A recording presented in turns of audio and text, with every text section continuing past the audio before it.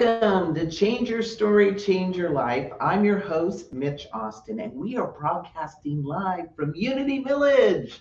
So excited to be here with the ANTN retreat and my special guest, who I'm going to introduce in a moment. So glad you could join us today on the show, where I have a guest come and talk about the defining moments of their life and the lesson or blessing that they got from it, in sharing the inspiration, the love, and hope of our life journey.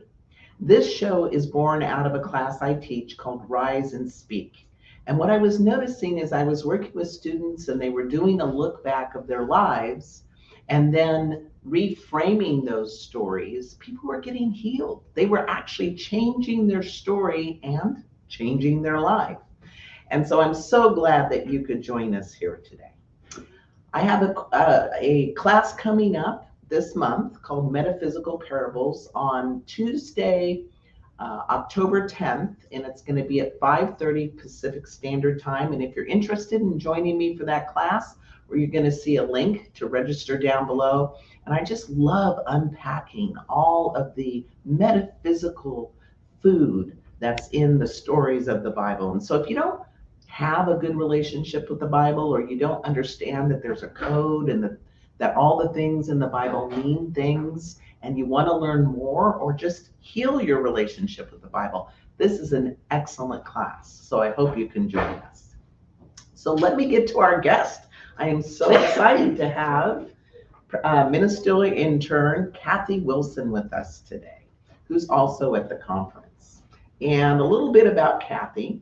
Her first church was the Agape Center in LA with Reverend Dr. Beckwith. That's what began her spiritual journey into New Thought. And then in 2005, she found her way to the Creative Living Fellowship Center. And she said it felt like coming home. In 2008, she graduated as a practitioner through the Emerson Institute. And now she serves at the Amani Center in Cameron Park, California, as a practitioner and ministerial intern. And she says that it is her intention to plant seeds of hope and inspiration. And Kathi says she doesn't have any clear idea of what she'll be doing after she becomes a minister, but she knows whatever it will be amazing. So welcome to the show, Kathi. So glad you could be with us today. Thank you, Mitch. It's such a privilege to be here. Awesome. Yeah. Well, where do you hail from? Well, I was born in Denver, Colorado. I have lived in California for most of my life, taking a little break and moving back to Colorado in my adulthood, and was actually a practitioner at a Colorado church in Fort Collins. Wow, I didn't know that. Awesome. Yeah. Wow, quite a journey. So I've been kind of bouncing around, and it's just been the last 8 years that I've been in the same place for any length of time. Well, awesome. And you know, I met you, Kathi, at the Amani Center. Yes. When you took the Rise and Speak course. Mm-hmm. And the journey that you've been on, I feel like you've lived 6 lives in one life. I don't know how you feel, but that's what it seems like when I learned about your story and how inspiring the path that you've been on has been. And I'm just so grateful that you said yes to coming on to the show today. And so, Kathi, I want to ask you, if your life story was a book, what would the title be? Yes, you can. Yes, you can. Yes. Tell me more, what's behind that title? Now, I know you had like 22 surgeries, right? Is that how many you had? Right. Oh my goodness. So can you And a near-death experience. Really? Yes. Oh my gosh. At 8 years old. Really? Mm-hmm. Wow. I died on the operating table. Did you see anything when you? Mm-hmm. And I was told that it wasn't time for me yet. And that I had to come back. And I didn't want to come back. I was screaming and crying and going, no, no, no. However, I did come back. Awesome. Well, I'm glad you came back. Me because too. You've clearly done a lot of amazing work on the planet. But let's start a little bit about, because the way you came into the world was unique. You have a medical condition that limits your mobility. Could you tell us a little more about that story? Certainly. I was born with a congenital hip dislocation in 1949. Medical science hadn't quite caught up yet, so I was treated as a polio baby, even though I didn't have polio. But they didn't know that until later on. At 18 months old, a very wise orthopedic said, "This child does not have polio. She has something goofy with her hips." He didn't use the word goofy. That's my word. But, and that began a very long, complicated story of how to fix me so that I could walk. Because I did not develop as a normal child, and instead of walking at the appropriate age, I was still dragging my left side and using pieces of furniture to scoot around with. See, even then, I kind of wanted to move, wanted to go and do things. Right. Even though this vessel wasn't quite ready for that. And so this goofiness with your hip actually has a name, correct? Hip dislocation. It's called dysplasia. Okay. Yeah, that's the medical name. Okay. Hip dysplasia. Okay. And basically what that means is that in the embryo process of growing, instead of your hip and socket being like that, my hip was like this. Oh my goodness. It was on the other side. It was on top of the shelf. Half of the shelf was missing. Wow. So at 18 months old, they started the long process of rotating that bone, that femoral head, down into the shelf and rebuilding the shelf. Wow. And that also caused some developmental, because your legs are not equal lengths. Right? No, Yeah. I was born with a 2.5-inch leg discrepancy. Wow. And your family had a really odd reaction to your situation, as I recall. They weren't exactly compassionate about it. My dear birth mom actually went into postpartum depression and felt extremely guilty that she had done something wrong. And my father, who was in the Navy at the time,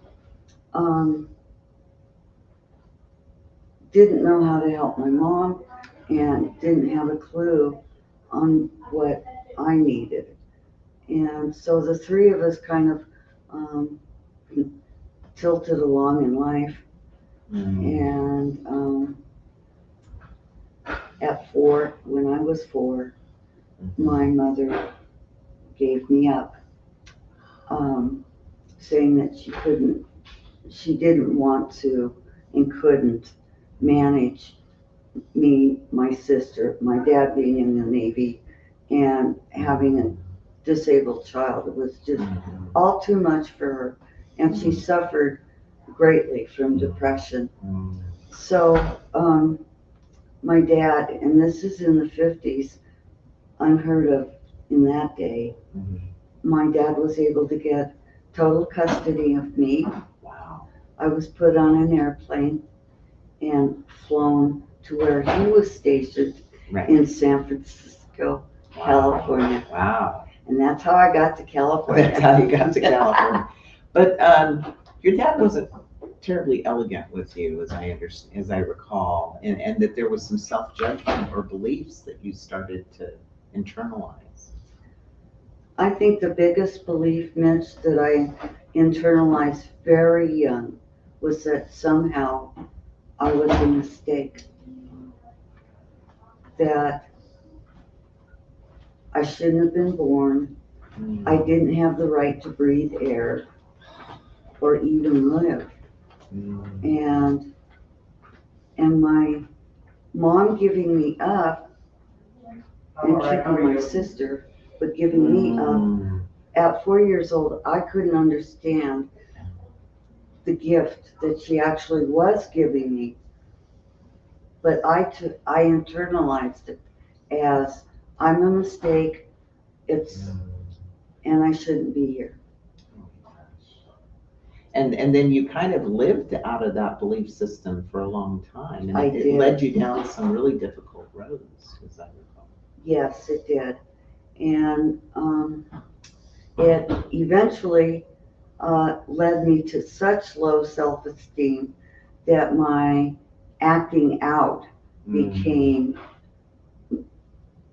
just outrageous. And honestly, looking back on it, I had a death wish, definitely.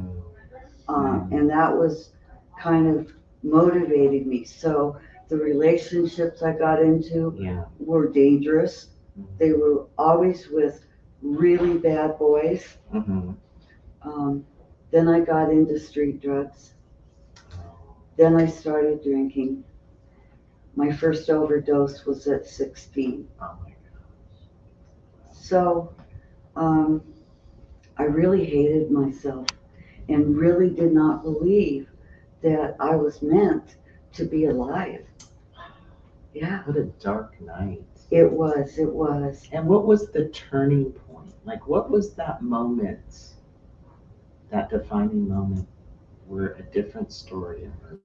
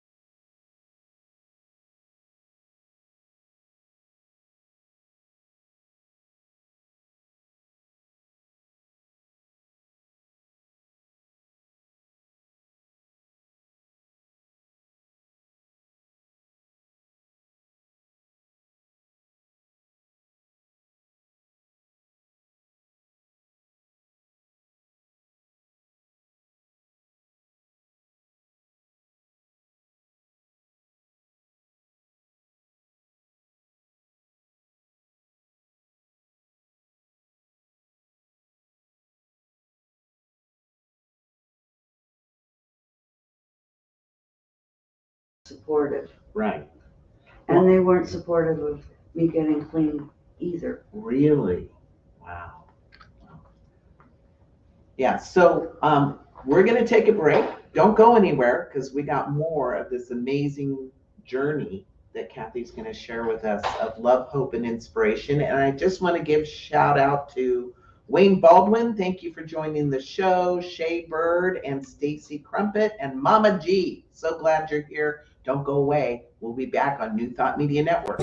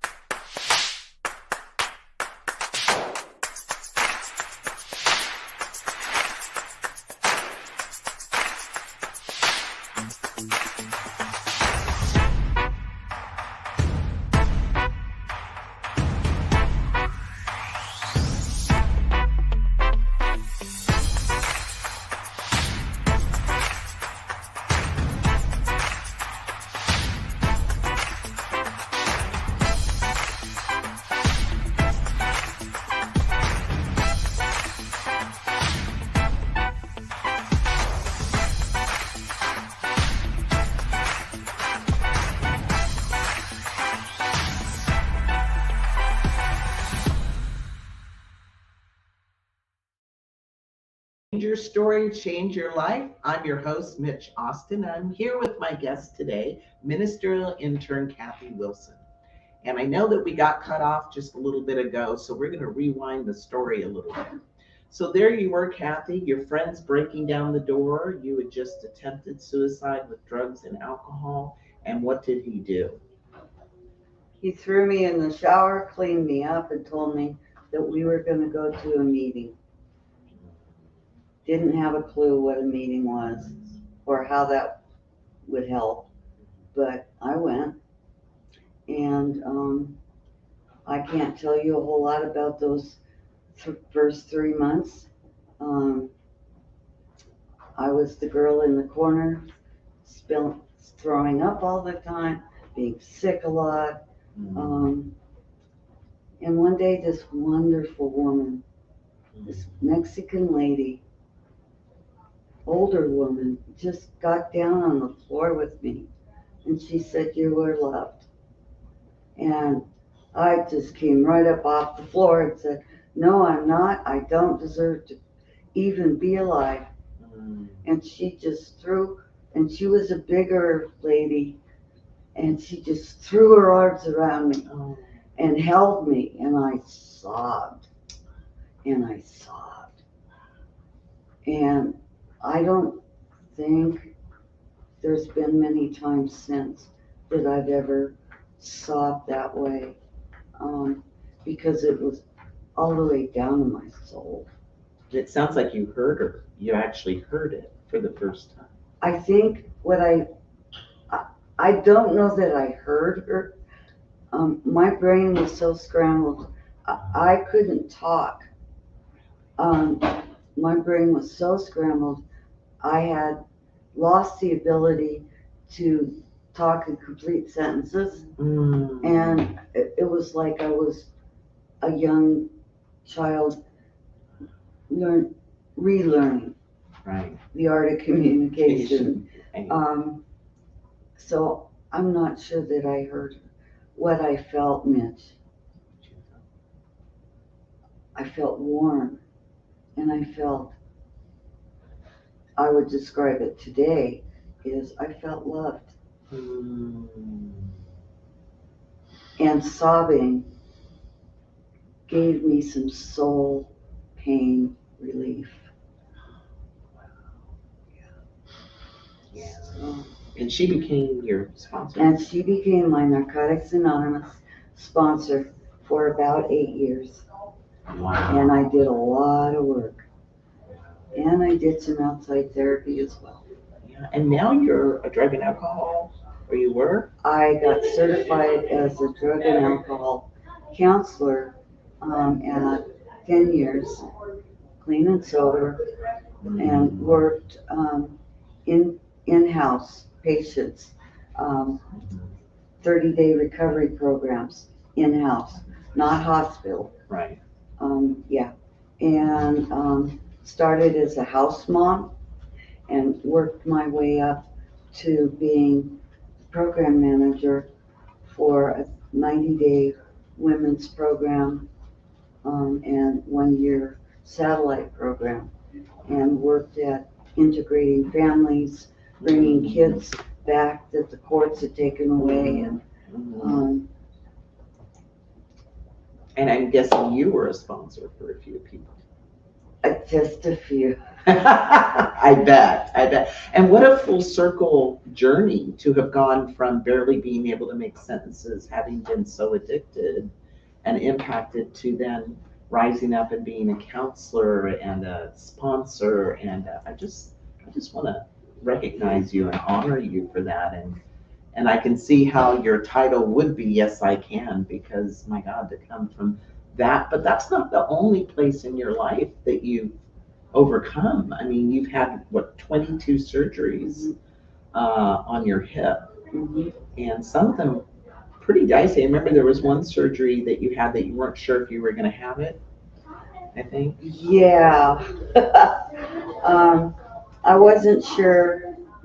Again, I had kind of dipped into just not confident. I had lost my confidence in my ability to make good decisions medically, because the hip before had failed. And as a result of that, when they talked about doing it again, 18 months later, I thought, but that intuition, that spark of life that today I call God, today I call it Yes, I Can. Right. Told me to go ahead and do it, and I did. And I participated in a fundraiser for arthritis research, and my orthopedic doctor was part of that group, doing that fundraiser. Right. And it was a walk. And I was recovering from a very intense hip surgery, and I was, again, the ever-ready bunny of the ortho group. I wanted to be there, and I was. At 8 months recovering from surgery, and it was 3 to 5 mile walk, and I just didn't know if I could do it. Right. On one hand, but on the other hand, yes, I can. Yes, I can. Yes, I can. And I took a friend along with me to help me so that when I got overly fatigued or the pain got really kind of outrageous, I could lean on her. And I actually made it to the 3 mile mark. And my orthopedic surgeon was there at the gate, the finish line, and he's with tears in his eyes. This is an orthopedic surgeon, German, very standoffish, horrible bedside manner. Bless his heart. With tears in his eyes, he hugged me. And he said, "You're my little champion." Oh, 3 miles. I just can't even imagine, Kathi, that kind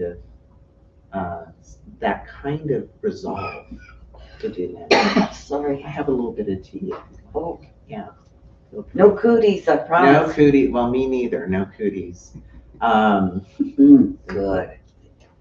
So, Kathi, when your hip failed, were you in a wheelchair at that point, or what was your how were you getting around? I was getting around with any way I could, whether it was a wheelchair or a walker, or 2 crutches. But mind you, I had no joint in that whole area. When you walked the 3 miles, you had No. When it failed. When it failed, they had to pull the hip out, and that left an empty space. Oh my gosh. And so I was walking on pure muscle. Oh my God. And so I wasn't real mobile, is my point.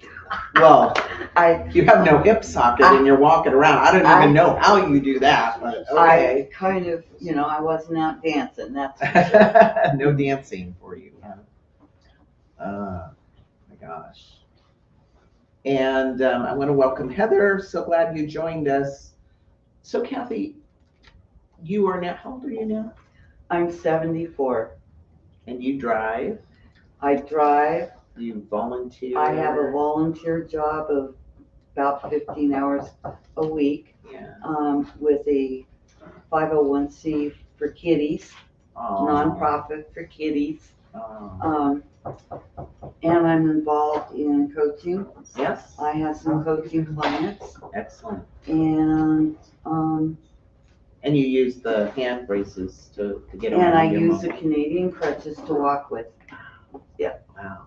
So my question is to you, Kathi, what would you want mobile people to know about people with mobility challenges or barriers? What do you want us to know? I would like you all to know on a really heartfelt level that just because our bodies look funny or disabled or is in a wheelchair or on crutches, we're no different than you. There is no difference. That heart to heart, soul to soul, we are all one. And if you see a disabled person out in public, please help them with the door. Ask them first. Some disabled people want to just be really independent. Right. But sometimes that independence hurts them. So be sensitive. Yeah. Be aware. Yeah. Because you don't see a whole lot of us out there in public. Think about it. Think about the last time you walked down a major street in any city. How many wheelchairs did you see? How many people my age on crutches did you see? No. We're almost invisible. Wow. So be respectful. We are all the same. And when we were talking about this, Kathi, you made a powerful statement about what this journey has taught you about your body. Can you share that with our audience? Certainly. Having had chronic pain since the age of 42, I got very busy with my education, learned a lot about the body's way of functioning and how chronic pain affects the neurons and your thinking and your feelings and all of those things. And somewhere along the line, I sort of got stuck in thinking that I was my body, that that's all there was to me. Right. Was this body, and it was all funked out and, didn't work all the time.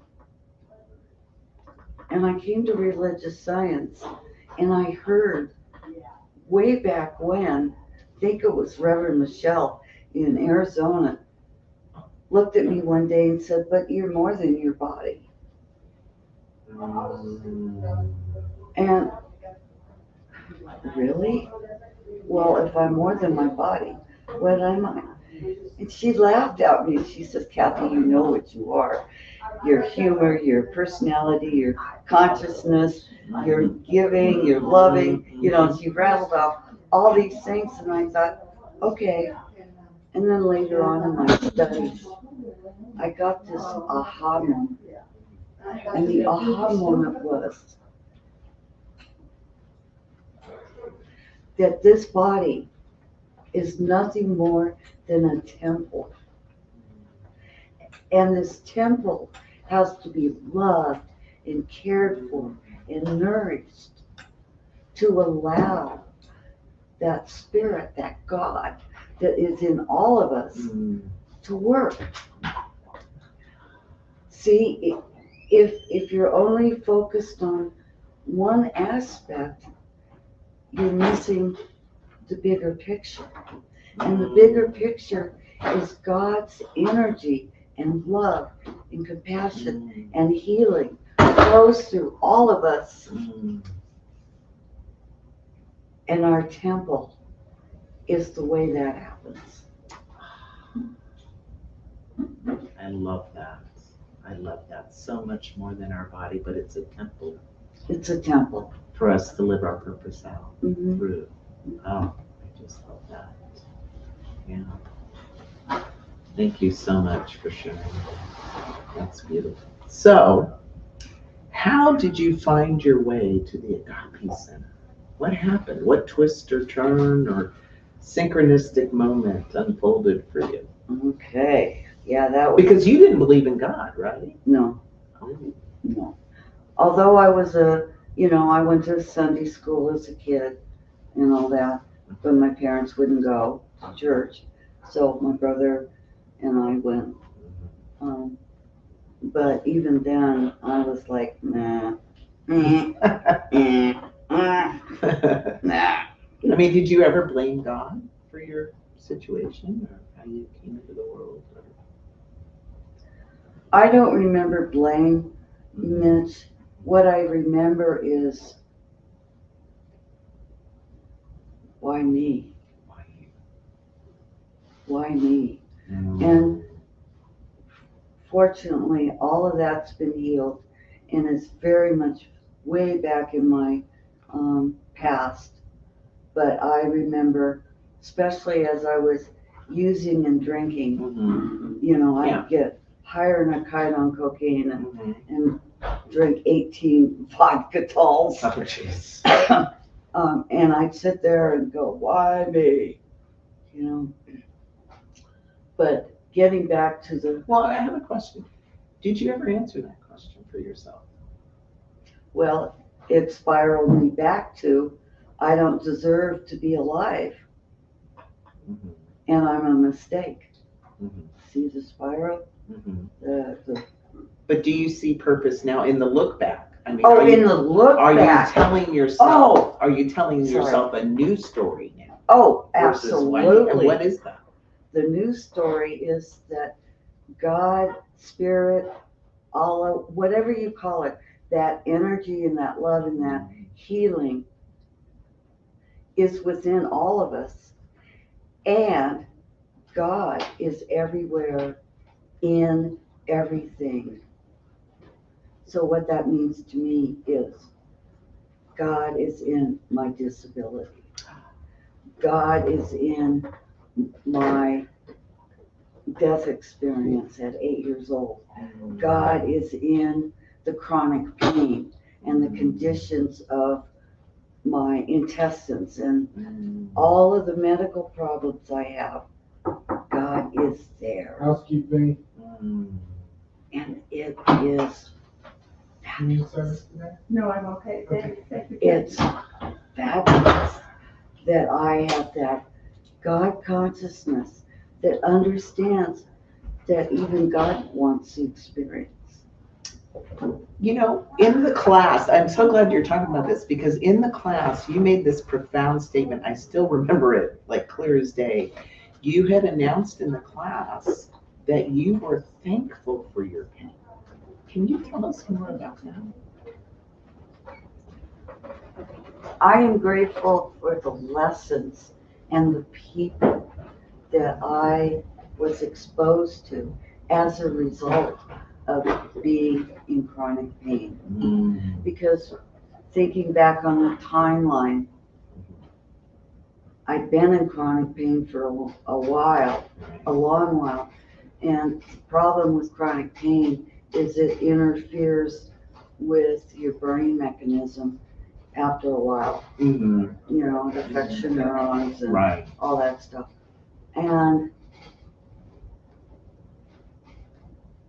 And yet, there were so many gifts that were birthed from that chronic pain.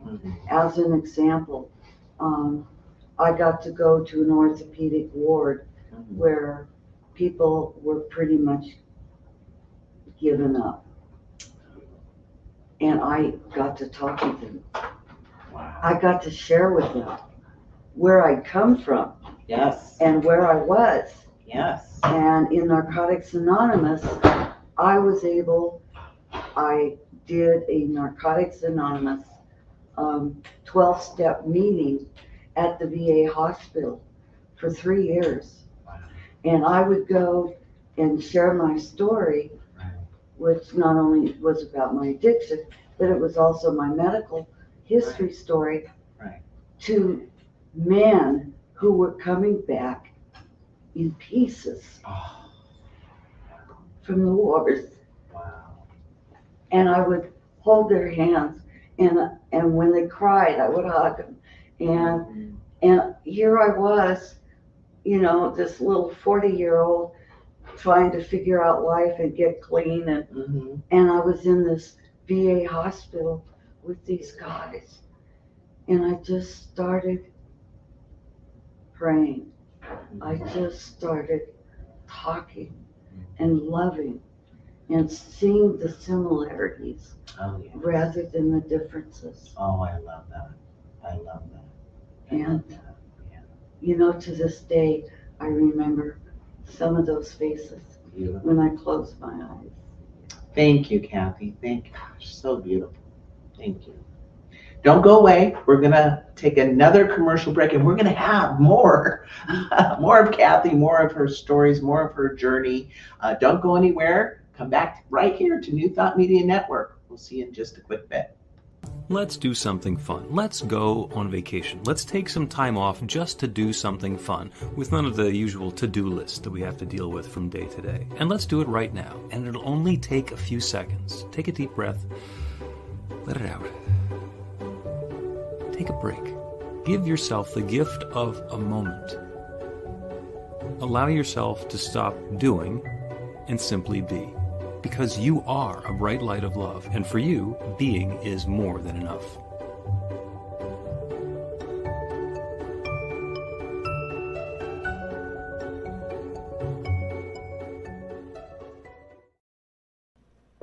Please help us say thank you to our organizational sponsors, including the Hepperlin Foundation, Affiliated New Thought Network, International New Thought Alliance, Science of Mind Archives and Library Foundation, Center for Spiritual Living Denver, Center for Spiritual Living Midtown, New Thought Philadelphia, Planned Happiness Institute, Summit Center for Spiritual Living, One Heart Retreats, Center for Spiritual Living on the Lake, Unity Spiritual Center, Kitchener, Home Center for Spiritual Living, La Mesa, Satya Center, Center for Spiritual Living, North Jersey, Unity of Savannah, and Center for Spiritual Living, Seattle, as well as all of our individual donors. Thank you for making New Thought Media Network a place to be. Please come be you. And remember, like, share, and subscribe. New Thought Media Network, positively inspiring.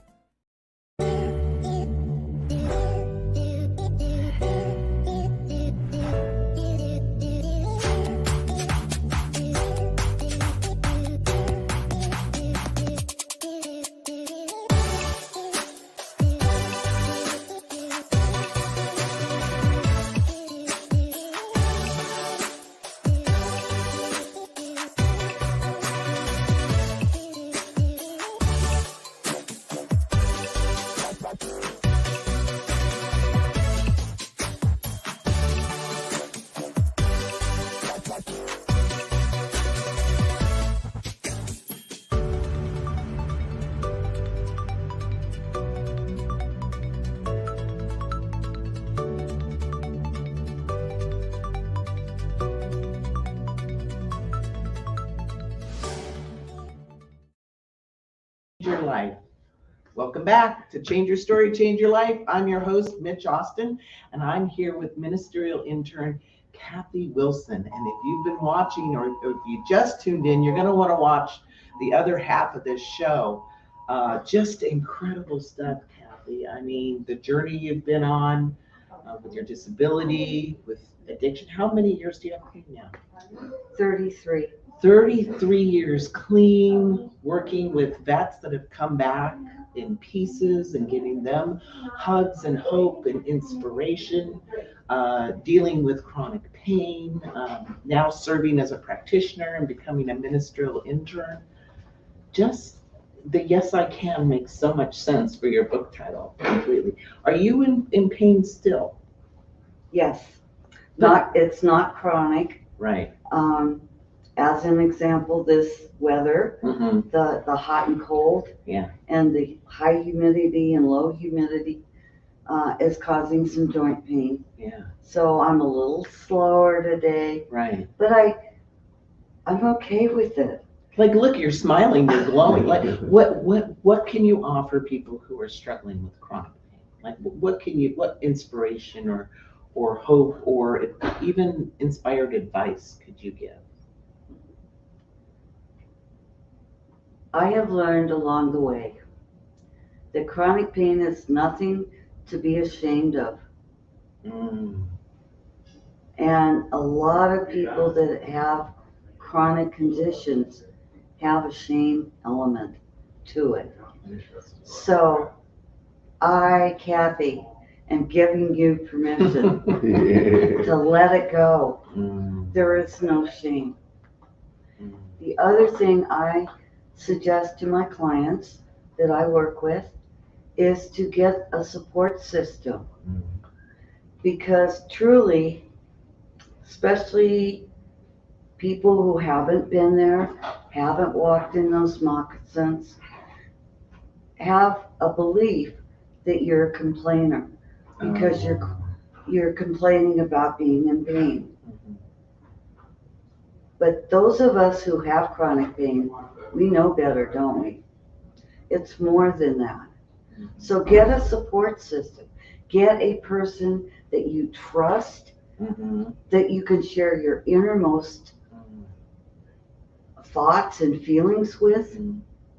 and share it with them so that you aren't labeled as a complainer in your relationship or your job or your motherhood, fatherhood, whatever. Yes.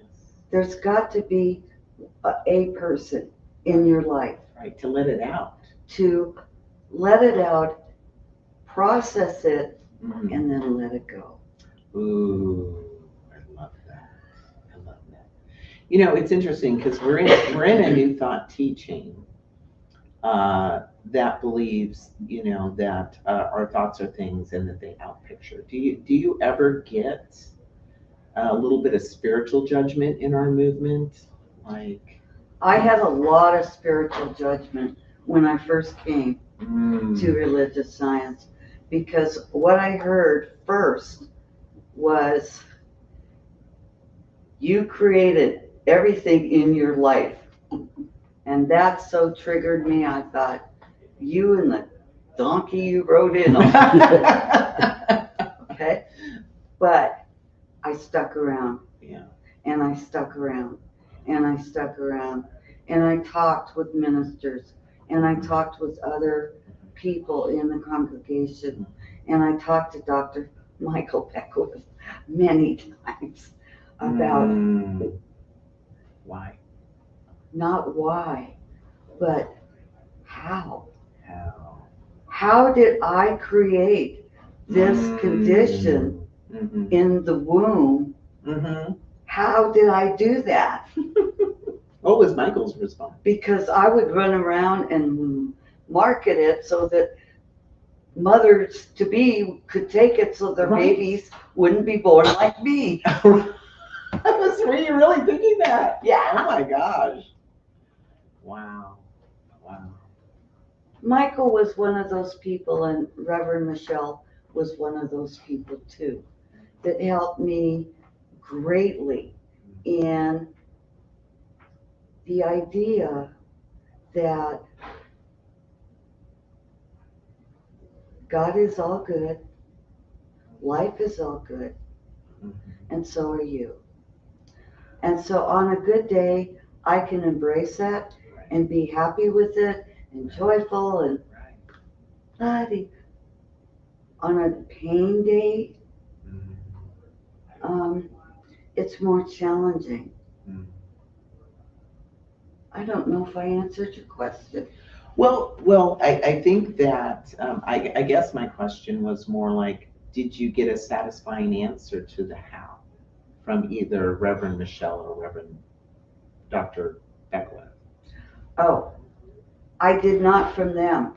Right. I came up with my own. What'd you come up with, almost Reverend Kathi? That God is everywhere. So God is in the disease. God is in the disability. God is in the mental health. God is in the bad, yucky, shadow self side. God is everywhere. And if you truly, truly embrace that, there's no bad, is there? Because when you embrace it, Kathi, have you been able to see like the gift or the lesson? Because that's what I think. I think everything in our life, if we can get that higher view, is either a lesson or a blessing. Is that something? And I think lessons are blessings too. There you go. I do. I do. And I also believe, Mitch, as you probably remember about me, is that we are all here as individualized expressions to do a job. A lot of people are a little maybe confused about what that job is. Right. Personally, I believe we're all here to love one another and support each other. Period. We come here for each other. And in order to love one another and to support each other, you must love yourself. And is that where you've gotten to? And that's where I am today. Wow. Well, if you can, we all can. That I do know. Absolutely. So I have my signature question that I want to ask. Okay. So somebody comes to you with the book of life and they want to put one of your life stories in there for future generations for their inspiration and guidance. What life story would you provide and why? The one I just gave you. That God is, Spirit Source is in everything. And when did you wake up to that? What point or what 4 story? years ago. And what was going on On a that moment? Tuesday. And what In the afternoon on my patio. and what were you journaling? Were you praying? How did that come? I was sitting there watching my animals. Mm. And then it just came to you. It came to me. Wow. And I cried. Oh. But not unhappy. I cried relief. I cried experience and joy and excitement. Oh, that's it. That's it. Mm. You know, I hear from people, I don't know why I got cancer. Why? I don't often say it, but I think it. Why not? Why not? Mm. Mm. We're all in this together. We're all in this together. And God is everywhere. And God is everywhere. In everything. In everything. Flows in and out and through. What beautiful surrender to things that we don't want to look at and we don't want to embrace. But when we do, there's the gift. And that's my message. Oh, Kathi, thank you so much. Thank you so much. So blessed. How can people get in touch with you, Kathi? I have a wonderful email, loveinaction256@gmail.com. And I think we're dropping that link as well. And I do want to point out, we have these little hearts on, and we had a very special speaker, Nemo Patel, who works at an ashram, Gandhi's ashram, with children in India who are poor. And these little hearts were made out of scrap material at Gandhi's ashram by people learning to sew. It's part of their sewing work program. And Nemo brought these for us to wear. And I just wanted to point this out, how grateful I am to Nemo Patel. And he's going to be a future guest as well. So, so I'm so grateful to New Thought Media Network, who is producing this show, and to Kathi again for coming on and being so vulnerable and open. Thank you, because that's where the good stuff is when we can tell our stories authentically and vulnerably from these places where we allow ourselves to be seen, because that's where the healing is. That's where the good stories are. And when we share them, we all grow in hope and inspiration. So I hope that you'll catch my show next week again, 11 a.m. Pacific Standard Time. And in the meantime, continue to show up and share your story. You never know whose life you might touch or change.